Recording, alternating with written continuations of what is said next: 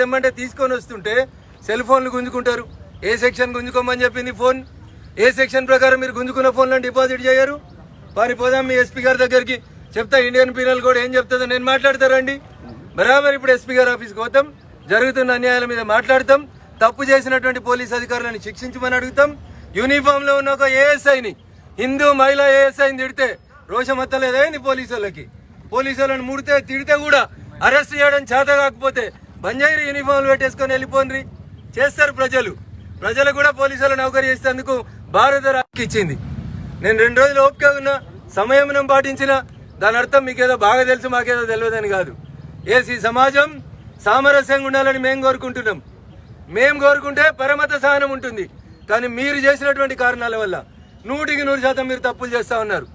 ఏదో 10 మంది ఉంటారు, పోనీ వాళ్ళు మనోళ్లే కదా పోలీసు వాళ్ళు అనుకుంటే ఏదో చేద్దాం అనుకుంటే మాత్రం రఘునందన్ సహించాడు.